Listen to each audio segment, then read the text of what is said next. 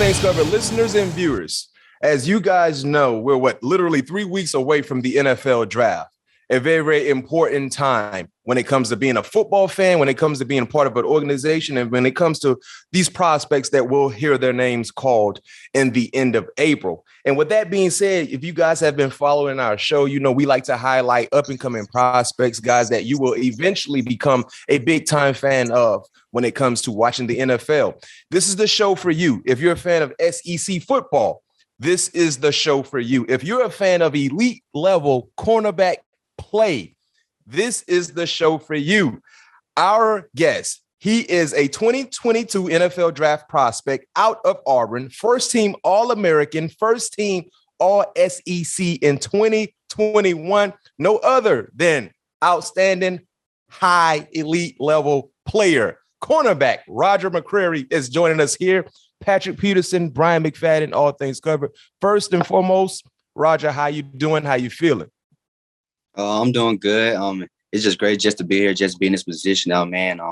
Everything's just great. I'm just happy just to ride the wave and just see how everything go. No question. We're excited to be a part of that process, to watch you ride this wave. But before you got an opportunity to ride the wave, let's take it back to the beginning. Coming out of high school, out of Mobile, you were a 3-star recruit with various offers. But what sold you to Auburn?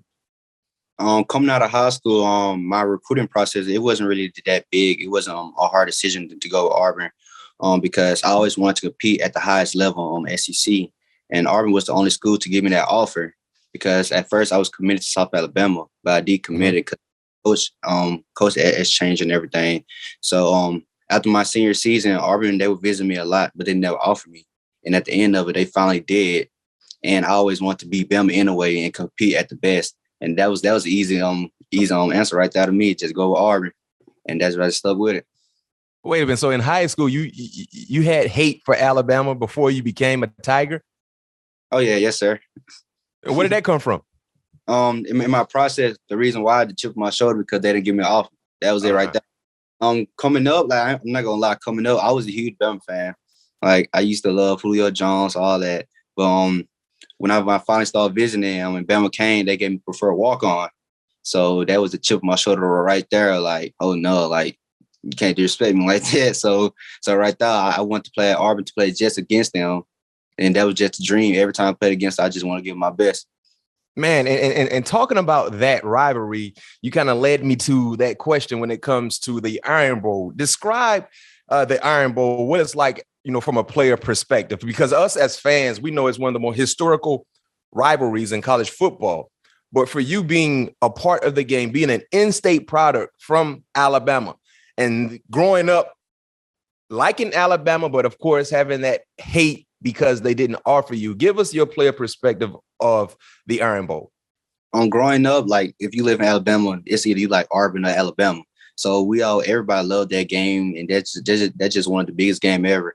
And like finally, when I committed to Auburn and finally get to play in it, it's just different. I'm not going to lie, just the whole atmosphere, that whole week, the whole week intense, everything about it. Everybody uptight because we don't even say Alabama, we say school upstate. That's how much the rivalry is. It's so much history into it. We just got to respect our people like who been in this game before. It's just like the hate for the other school. But in the game, just the atmosphere, the crowd, everything about it, just electric. Like the best game I ever played in. For all my 4 years, it been great. It been no downfalls, no nothing, no low energy, just high expectations, just trying to crush that team every game. Okay, I didn't know that. School upstate. Okay, nice to know. Nice to know, Roger. So you, in your 4 years, you went 1-3 versus Alabama, but that victory, that lone victory happened in 2019, and that was a special game. Of course, every Iron Bowl is a special game, but for you guys, that was special because number one, you won. If I'm not mistaken, you knocked Alabama out of national championship contention with that win. But how special was that game and that day for you and the team? That game, that was my first start in that game. My first Iron Bowl start right there. Yeah. So big. We was just going back to back. Like that game, like watching that game in person, actually being in it, the crowd, the stands, everything, just going back to back. Like the game was 45-48. So it was going back to back. It was amazing stuff, like historic stuff. Like one of my teammates scored a 100-yard interception. And that's just like the stands, everything. It was just crazy. And I will always remember that game. Yeah. And that same year in 2019, I mean, if you look at the SEC play, especially in the West, there were some high-power offenses, high-power wide receivers. And let's focus on one of your matchups in 2019 versus LSU. You lost by 3 points. And if you go back and look at that story year for LSU, you guys played them the toughest. I mean, you took them down to the wire, ended up losing by 3 points. But that game was a close game. But what do you remember the most about that matchup? Number one, going against the Heisman winner and Joe Burrow, who's playing having an outstanding career so far in the National Football League. And then you look at the wide receivers, Jamar Chase, Justin Jefferson. Tell us a little bit about that matchup. Going into that game, that was my first career start in college football. So I was Wait a minute. That was your first start against LSU? That was my first start going against Jamar Chase the whole time. So, like, going into that game, my mindset was not to let my brothers down and everything. And then Kevin Steele, he came with a good defensive strategy. So I feel like we was great. We had great D linemen, Derek Brown. So the pressure was there always. But that game there, going against Jamar Chase, that's when I gave him my confidence. That was some plays when he caught the ball on me. But there was some plays that a lot of people ain't see that I really did good. And he didn't score on me. So that kind of like gave my confidence. And getting the interception for Joe Burrow too. That's just you picked up Joe? Yes, sir. I did. Okay, well, describe the route and describe the play. What was the play called defensively for you guys, and what route did you get, and what receiver did you pick off? I don't know exactly.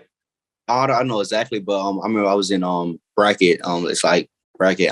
Inside here from the safety, me and the safety doing bracket. But before that drive though. Jamar Chase had called a 9 route on me. He caught it on me. Yep. He almost moved, but I stopped him. So I went to the sideline. They like, you good? I'm hard on myself. Then coach told him go right back out there. This is a crucial game situation. He said, next drive, go back out there. We good.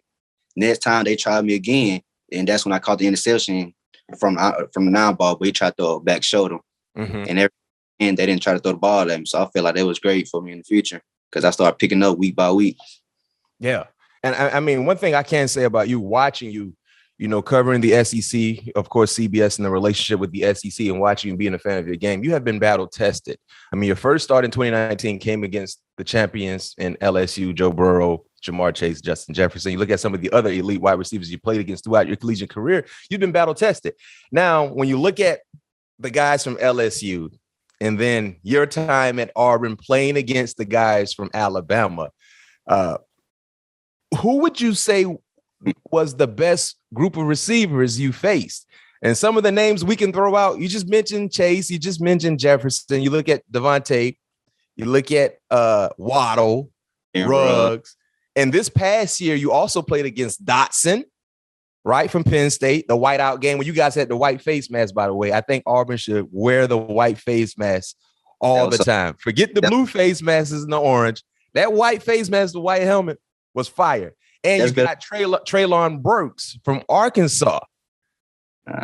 Now, when you look at those list of wide receivers, Roger, I mean, give me your top 3 out of all the guys you faced in your collegiate career. First, I would say what the toughest matchup was. I would say John Mechie. That was the tense one right there. And I would say Jamar Chase and Devontae Smith. I like it. I like Mechie. Mechie is not an underrated wide receiver, but that guy can go. That was my first time actually sticking him, and just that whole game. Yeah, it was just intense. That's the reason I said it was him. Are you a trash talker? Nah, no, sir. And any of those guys talk trash to you? And I had to. That was my last game. I had to talk trash to him. Okay, a different Roger showed up in your last Iron Bowl, huh? Yeah, I mean, I talk trash sometimes. It depends on the game. And speaking of John Mechie, this year in the Iron Bowl, you had an outstanding game. You had 4 PBUs, played high-level football, was playing against Jamison Williams until he got ejected. How good is Jamison? Oh, Jamison, I say he's a great player. Going into that game, that was my main target. Coaching them wanted me to stick Jamison. Yeah, you were following him, right? Yeah, the beginning of the game, because he controls the offense. I say he's like the deep threat, the guys who can make plays. He's a playmaker. So going to that game, I know it wasn't gonna be easy. How fast is he? Because when I watched him this past year, when I looked at Waddle, Ruggs, Devontae, some of the other fast guys, even your former teammate Schwartz, who plays with the Browns, man, how fast is Jameson when you compare some of the other elite high speed guys you faced? I would say Jameson up there with Anthony Schwartz. That I would say he behind Anthony Schwartz. Anthony Schwartz, that's a whole different level right there. I'm not gonna lie. I went against him every day at practice. I see him in person. But yeah. Jameson right there behind him though. And when you look at this process for you, Roger, draft experts, draft analysts, they believe you're an aggressive style of corner, but where did that style come from? You've always been an aggressive player, especially playing one-on-one out on the outside against wide receivers. I guess, yes, sir. That came from the beginning when I first started playing corner. I mean, you got to be aggressive to play a corner, especially my favorite thing to do is press. I don't let no guy get room and stuff. I like to get right in his face. So I feel like you're playing corner or press corner, you got to have that dog in you, that dog mentality to be aggressive, to get right in their face, don't let them go nowhere. So that'd be my mentality every play. And talking about press, watching you, your first 2 years at Auburn, you played a lot of press man. You was always up in the face of wide receivers. And then incoming new staff, new regime, new defensive staff, they kind of implement more zone concepts where you're playing with your eyes a little bit. What do you bring to the table in both techniques, and how big do you think that experience will be in helping your transition to the NFL? First, I would say it was just great. Just getting that coaching status just from like playing cover 3, cover 2, different zones and everything, playing off man with Derek Mason. So I feel like overall I'm a great corner from press to zone to everything. But just playing zone, I say like my strength is I can react quick. I'm quick. I can change direction fast. Once I see something happen, I'm on it fast because you can see more when you're off or you in zone and everything. And just press that just day one to me. That's just something that I just do easily. I love that. So I feel like going to the next level. Two of my defense coordinator, they really helped me improve a lot. And I feel like I'm one of the best corners in this draft class that's ready for the next level. And I'm most comfortable with that. And listening to a lot of your interviews so far throughout this process, eye discipline is a phrase you've used a lot. What does that term mean to you? Eye discipline. That's one of the things I said I had to work on the most because my last game against John Mechie, he did a whip route on me. And I know what was the reason why. Break down a whip route. A lot of our listeners and viewers might not know exactly what a whip route is. A whip route is when like he stutter, make a little stutter move, break off inside like a slant, then break it off with a level out route, basically. But it's stuff like that. When he break inside, I will have him at that moment. So I will look in at the quarterback. That's why I'd be like, my eye didn't be wrong. Then once I look at the quarterback, that's when he break the slant out. So that's the reason why I say my eye discipline, because that was the only time when I got scolded on. That's this season was that route. And it was all because of my eye discipline. Yeah. And how would you describe the mental part of playing cornerback to someone who never really played the game of corner, watch a lot of football, but they don't know exactly the ins and outs that goes into being a pretty good, consistent cornerback? How would you describe the mental part? On the mental part, I say that's the toughest position at it, I would say, because there's plays you can't make, and there's some plays you're gonna do great. Like if you get scored on, you gotta go to the next play because it's all mentally, because you can't let that play affect you throughout the whole game. So it's all mentally, just being there and helping your teammates. And another thing is when you think you're doing great, you can have a lot of plays. You can do good, like 50 snaps and everything. And that one play, a lot of people can judge you off that one bad play. So that's another thing, how people gonna come at you hard saying, "Oh, you didn't do good. It's all that blah blah blah." But you can't let that get to you. That's why it's all mentally, because they're gonna always remember that one bad play and not the other good plays. So that with playing cornerback, I say that you gotta have a strong mind and just play the next play and always be confident in yourself that you just a great player. And that's just my mindset right there. I'm on to the next play. I'm gonna compete every time. Well, we're going to do a little hypothetical right quick, because I love breaking down the ins and outs of the game of football within itself, especially for a lot of our viewers and fans who've never been in a huddle. I'm Coach McFadden. I coach for the Pittsburgh Steelers. I'm interviewing you, Roger. Came down to your pro day. I want to sit and talk to you. All right, let's go back to the Iron Bowl. I see you had 4 PBUs against Alabama. What was one rule that you learned the week of getting ready for Alabama when it came to scouting their offense that you knew exactly based on formation or based on alignment from the wide receivers, you knew exactly what route combinations you were going to get, and that put you in position to be successful and probably coming up with one of these PBUs. So what was a great scouting tip you had getting ready for this for Alabama in this past year's Iron Bowl? Oh yeah, most definitely. That was just one main formation that they always use. It's a 3-by-1. Mechie, he would be in the boundary depending on his split. It would be tight sometimes, and Jameson will always be at the 3. It could be a bunch or it can be a split 3-by-1. So Jameson would be the inside. He would be the inside third receiver. Yes, sir. And Mechie would be and the one receiver to the boundary. Number 1. Yeah. So basically that's something that it's high alert. It depends on Jameson because he always the deep threat of Bama. So when that happened, they always do a lot of deep balls, deep posts, deep overalls. So Mechie and Jameson, they basically do deep overalls every time. It always happens. Like a lot of people never notice that. Or Mechie would do a 15-yard hitch. If he push up vertical straight, he dropping that 15 yards. If Jameson stem hard inside, he gonna either do a deep overall or he gonna fake it and to go do a corner route. So it's basically off they reading off your alignment and everything. So with that, that's one thing we had always noticed. And another thing, a guy like when Mechie does 2 receiver and he's on the ball and the 1 is off and they pass the logo, they do a lot of big shots. They do shots like 9 balls. They just throw fades. And that's one of the plays I had recognized before it even happened. So that was something I always knew before it even happened. So I feel like going into that game, I had prepared a lot for it, and I feel like it came out great. Okay, I like it. Just understand the way you prepared on Saturdays is times 3. Because some of the offense that you will see in the National Football League, the team can be sorry, can be piss poor, but the preparation still needs to be on a high, consistent flow for you to be in positions to be successful. Most people who watch the game of football, they all think it's mostly athletics that put you in position. No question, you got to be fast, you got to be quick. But up here, when you're able to recognize what's going to happen before it actually happens, that's when you start to take off. So that's well said. I like it. So we're going to see what the Steelers are going to do because, like I said, I just was playing as Coach McFadden for the Pittsburgh Steelers. So let's see.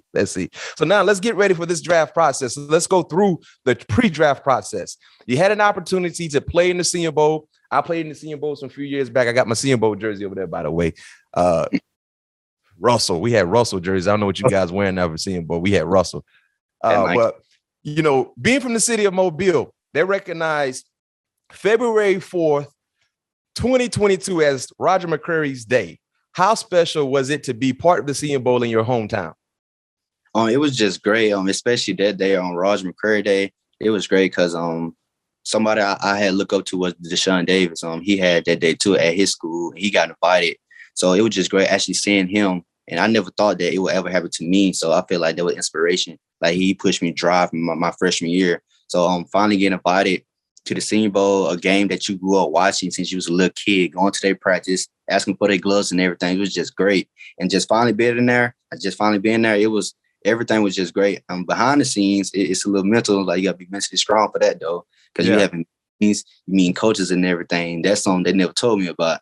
But just from like the part where everybody see it's just great practicing there, being with the other 3 Mobile guys from there, and just actually playing in that game at South Alabama in Mobile. Everything about it was just great. It was a childhood dream. Man, that's so special. You got your own day. So every year, February 4th in Mobile is Roger McCreary's day. Yes, sir. That always make me smile every time I think about it. Just wait till next year. When that day comes, I'm going to make a scene. Oh, no question, man. That's legendary. You will forever be remembered. Think about that in Mobile. So make sure you make everyone from Mobile proud of your next steps in your professional career on and off the football field. Now, getting ready for the draft. I mean, if you're watching, CBS, if you're watching CBS Sports or you're online, you look at the draft process. There are 2 corners that everyone is talking about when it comes to Sauce Gardner and Derek Stingley Jr. They get mentioned as the best in the class, right? But why do you believe you belong in that conversation with those guys? What you said earlier, you said all the receiver guys that I had went up against. There was a lot of guys that I had went up against. I would say me in this draft class, nobody never went against the receivers that I have went against. I had played against the best receiver from week in to week out. I'm going against them every time, and I did great. I'm 100% confident about that. But just me, just the player that just the player that I am. I'm a tough guy. A lot of people talk about my measurements and everything, but still like that don't mean nothing to me because I compete against the best and I did great. I'm just a corner who's physical, who's smart, and I can know what happen. I can tackle. I'm smart. I'm a player of the game. Everything about it is just great with me, I would say. Going to the next level, I'm just confident that I'm going to do great and I'm going to be the best out of this whole cornerback, I would say. Pat P is joining us now with this candid conversation with Auburn Tiger corner, Roger McCreary. Before we continue this conversation, I mean, both of you guys represent the Tigers, right? Go Tiger. Yeah, real yeah. Tiger. So which is the real Tiger? War Eagle. They don't even know. They holler War Eagle and Good point, Pat P. They got two mascots. They got an eagle and the tiger. Which one is which? I really don't know either, but I'll say that's the thing I always ask, but we really did talk. Like we have a tiger mascot though. Hey, Pat P, what was your record against Auburn when you was at LSU? What'd you say, Matt? What was your record against Auburn when you was at LSU? I lost against Auburn one time, man. One time. Cam Newton, the Heisman, the year Auburn won the Natty. Okay, so you were 2-1. Yeah, 2-1 against Auburn. I was the first team to beat. We were 2008 was the first team to beat Auburn since the barn fire, and LSU first team to beat Auburn. In Auburn since the barn fire because we haven't won there in I believe it was like 7 straight years. Yeah, going to the stadium, and we was the first team to win there since that happened. Okay, all right. Yeah. Hey, but Roger, man, enough about the real Tigers. What would it mean to you to be a first round draft pick in that? And what's your expectation at this point leading into the draft? It would be great to be a first round draft pick. It's not something that I really think like much about. I would just be happy to just be drafted because not a lot of people get drafted. But being drafted in the first round, it would be great to finally let people know that I'm really am a great player, and I would prove a lot of people wrong. I'm going into the next level. I just need that one phone call, and going into it, I just want to start right away. I just want to hit the team no matter what. That's gonna be my mindset going into it. Yeah. Well, going into the draft, like what's some of the things you can tell a team what they will be getting from Roger? Obviously, we see a lot of stuff on tape, but what are some things that may not pop up on tape that teams may not have seen from you? A lot of people would just say I'm just a man corner, but I feel like I'm an overall great corner. I could play zone. That's a lot that I feel like a lot of people that ain't see, but I'm really great at it because I really see the field and I'm really like a player of the game. And I like recognize plays before it happen. So I feel like I would show a lot of people that cover 2, just disguising a lot of stuff besides just man and everything. And I feel like that's a big thing. And talking about some of the teams, we've heard that you recently visited the Tampa Bay Buccaneers and the Tennessee Titans. Tell us a little bit about that process and what type of vibe did you receive from both teams? It was just great. On my first visit, it was Tampa. It was just going in and out, talking to the coaches and everything. They just wanted me just catch a vibe around now, talking to everybody. I had met 2 of my other Auburn teammate Tigers, Jamel Dean and KJ Britt. So I feel like Temple, they really loved our Auburn guys, and it would be great coming in with them guys to help me and being under their wings and everything. And Tennessee Titans, that was another great place I was at. The coaches, they had great personalities. I just liked everybody there. Like everything was really great. Just going into it, and they just told me how everything would be, how everything would go, and I really liked what they said.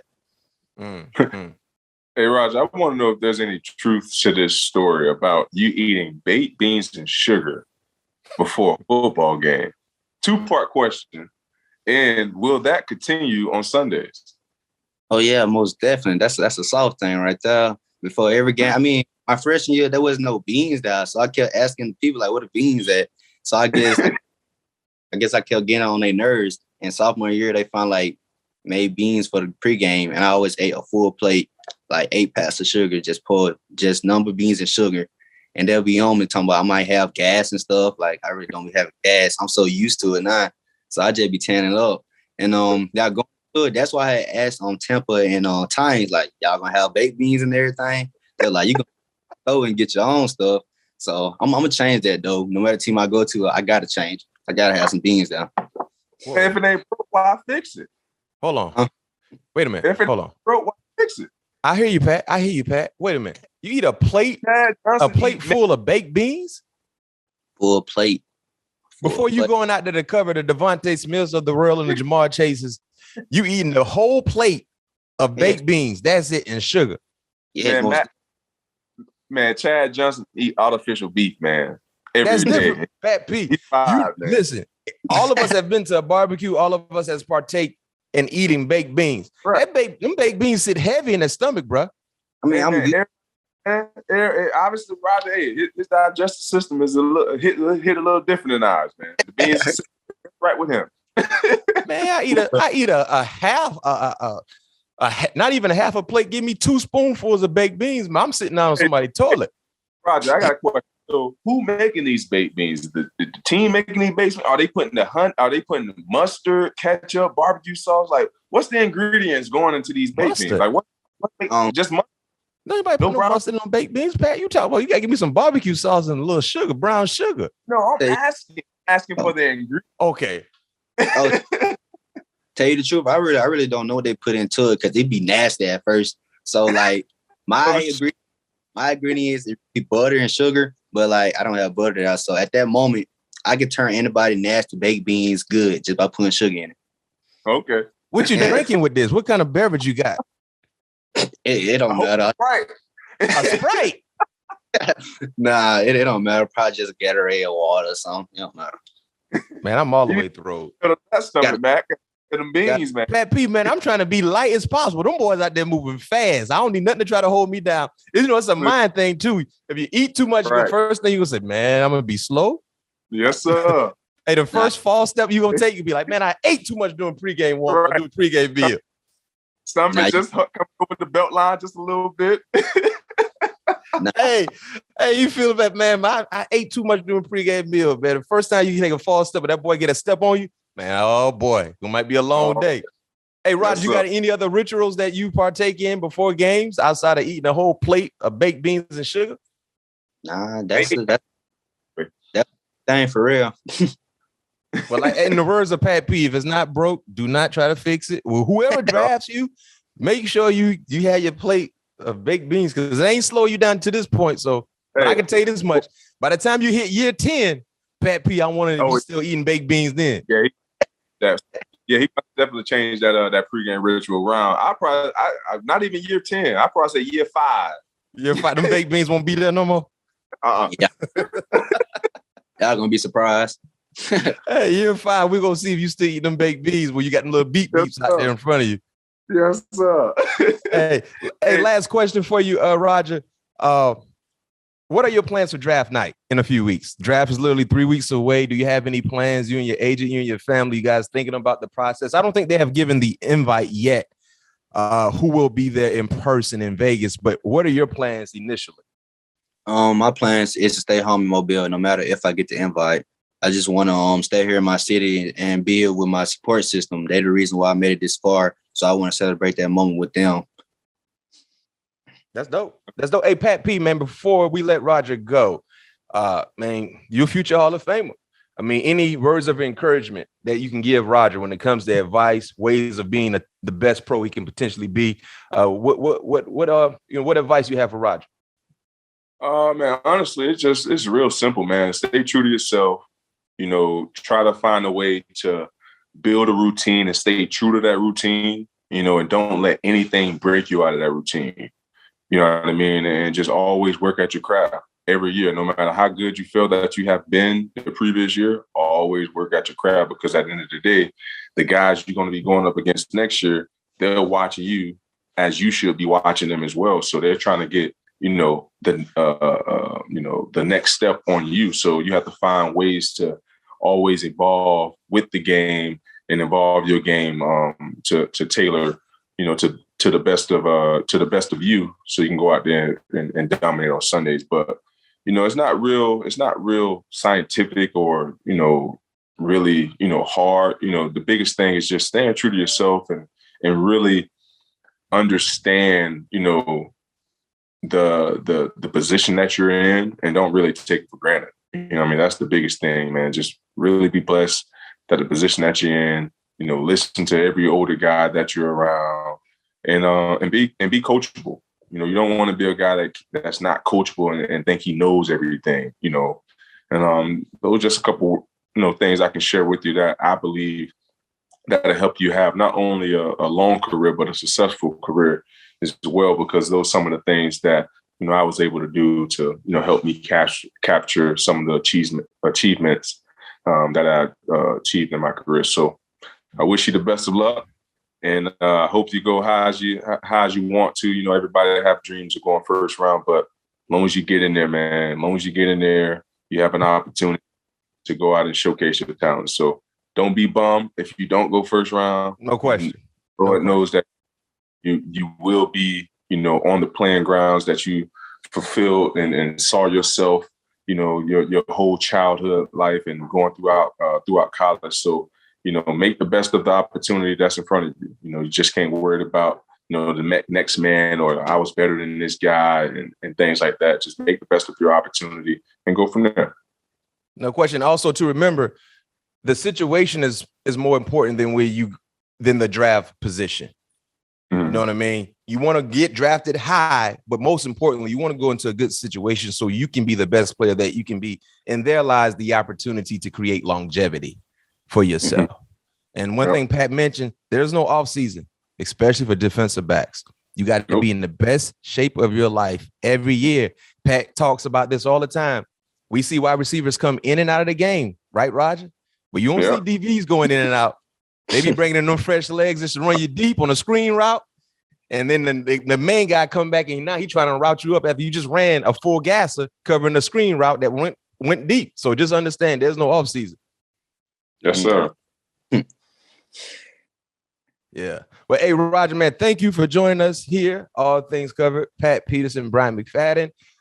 We wish nothing but success for you in this process. Enjoy the process, appreciate it, embrace it, and understand you about to become one of very few to ever hear their name called in the National Football League's NFL draft. So enjoy it, be safe, and keep grinding. And do me one favor. I know we said earlier in the show, I asked you a question about you really don't talk too much trash, but that Iron Bowl Roger that I saw this past December, November, bring that Iron Bowl Roger out every Sunday. Pat P, he was out there yapping. It was personal for him. It was really like personal. He got a chip on his shoulder when he played against Alabama. But bring that November Iron Bowl Roger out every Sunday. And if you do that, look out. Yes, sir. Yes, sir. Hey, be safe, man. Thank you for joining us. Appreciate it.